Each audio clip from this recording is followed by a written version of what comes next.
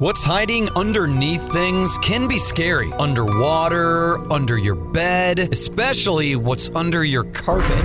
Except when you get new carpet from Carpet One Floor and Home. After tearing up your old carpet, they'll vacuum and apply Health Annex antimicrobial to your subfloor, disinfecting and killing mold, mildew, and any remaining general awfulness. Carpet One Floor and Home goes the extra mile to protect you, your family, and your home. Carpet One Floor and Home in Columbia, making your home beautiful, guaranteed. Good morning and welcome to Radio Friends on Tuesday, May the 11th. I've got my friend with us today. We haven't seen for a little bit. Dr. Moore Doering, all Paws Behavioral and Medical Center. Good to have you here. Thank you. And the real star of this segment is Connor. Yes, I told him he is the real star today. That's for sure. He's so cute. Today, not over you, but over me for sure. No, over everybody here. But anyway, we wanted to talk a little bit about, as we go into spring and summer, about allergies in our pets. And this is something that affects dogs and cats just as much as it affects people, right? It does. I am seeing dogs and cats come in right and left with seasonal allergies right now. There has been so much rain, so many things growing, so much pollen out there. All of that can have an effect on some animals. Not all, but many, many. I would say a very good percentage.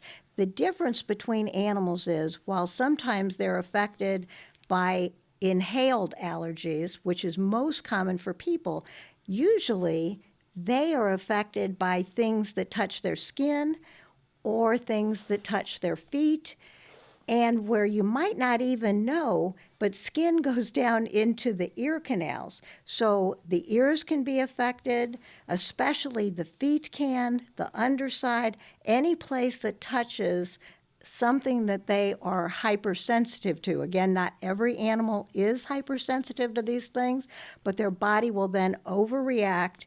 It may start with just a little bit of licking of their feet or their body, and then you'll see that it'll get worse and worse. They might break out with a rash or what we call moist dermatitis.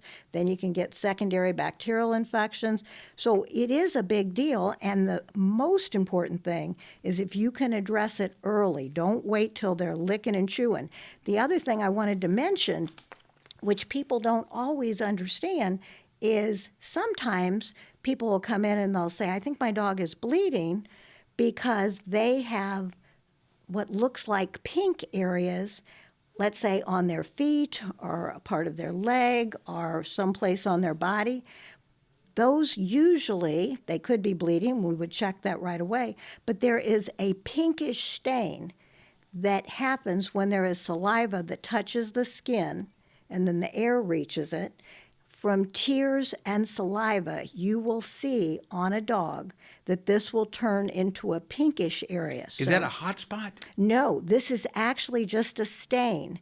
But what it is a heads up that your dog has been licking on a particular spot. So let's say it was a spot on their foot, say, where they are turning pink, and you think, oh my gosh, what's going on? And it'll be actually, the hair will look pink. Well, and if you wash it, it won't come off? It will not come out. It has to literally grow out.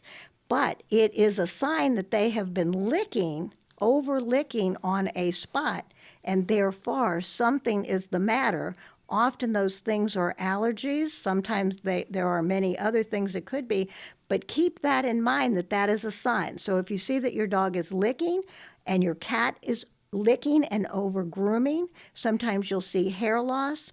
Sometimes you will hear a cough or a runny nose or runny eyes, but it's most likely going to be the skin that you're seeing with changes, and those changes will be licking, over grooming, but again, look for that pink spot.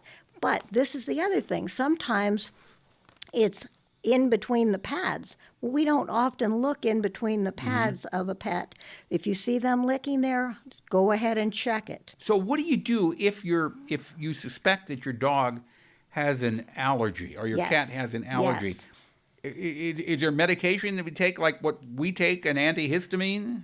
Yes, however, I would check with your vet, and I would go. Right. I mean, I wouldn't give the exactly, but go very quickly to the vet. Don't wait till it gets too advanced, because again, then it could be secondary bacterial infections that move in. But if you go quickly, an antihistamine may be all they need. This is for a dog or for a cat. This is for not a dog. People. You are 100% correct. You have to have the right dose. And personally, I find that cats do not do too well with antihistamines unless you really carefully monitor them. So do not, under any circumstance, just give your animal medicine, and particularly cats even more than dogs. The side effects can be grave, but they also could be, they're just oversleeping. So you want to check with the vet. There's some really impressive new meds that are out there. But the first thing, if you can identify what they're allergic to, sometimes that's easy, sometimes that's tough. So what do you do? How are you going to find, does a veterinarian run tests like they do with people? You 100% can. In the most severe cases, you 100% can do that. But I like to play detective, so that if you see that your pet all of a sudden is having licking of the feet, over grooming on the underside of their body, or where they bend down where they're going to the bathroom, then you probably, and you know the new grasses come, well, you probably can say, hey, you know what, to your vet, I think it might be grass that's irritating them. And you're very likely correct.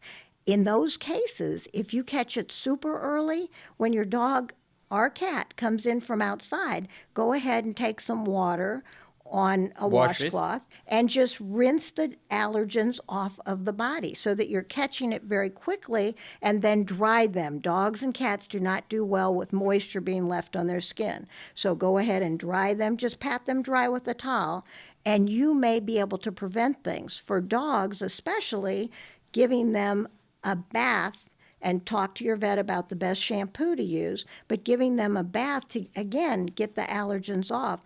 If you can keep their skin nice and clean and away from those allergens, that will help. Sometimes you'll see allergies that are on specific targeted areas. And often I'll see a dog come in and the people will say they're shaking their head, they're scratching their ears, but it's actually an allergy, and you can see inside the ear, it doesn't even go down in the canal. It's just a very red zone where they have probably touched a plant or walked into a bush. You are an expert. You are an expert. I tell you, it's a lot to think about, but keep in mind, if you do, boiling it down, if your dog or your cat licking and scratching a lot, they probably have an allergy this time of the year. Give them a bath. Otherwise, take them to the vet. And yes, and play a little detective work yourself and see if maybe you can help the vet target what it is that might be causing it. That helps a lot. Okay. If people want more information, how do they get in touch with you? I would love for them to call 896-4040. We would love to hear from them. Okay, all Paws Medical and Behavioral Center. You just love your animals, and especially Connor there. Thank you. Thank you so much. And come back again, will you? Thank you. I would love to. All right. Something you'd like to hear or see, I'd love to hear from you. Drop me an email, pepperp@missouri.edu.